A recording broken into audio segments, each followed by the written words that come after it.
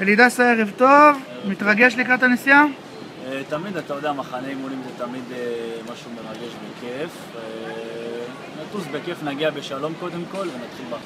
הבעיות עם המשכורות, כן, לא קל, אבל הגענו לאיזשהו פתרון שנוכל להיות קצת בראש שקט במחנה הזה.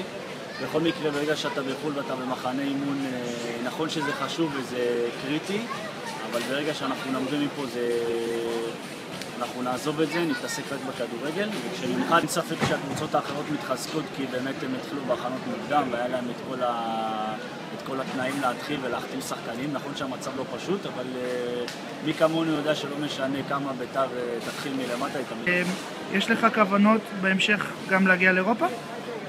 איזה שחקן לא שואף להגיע לאירופה, אבל מן הסתם ברור, אבל אתה יודע, לפני שרוצים לצאת החוצה ובכל תרועה רמה צריך לתקוע יתד קודם כל במועדון שלך, שהוא זה שגידל אותך והוא זה שנתן לך, לקבל להוכיח את עצמי בבית"ר קודם כל, ומשם מתחיל. מי שמכיר את בית"ר יודע שלא משנה באיזה מצב היא נמצאת, ברגע שמגיעים שחקנים חדשים הם בשניות מוצאים את עצמם כאילו הם גדלו במועדון.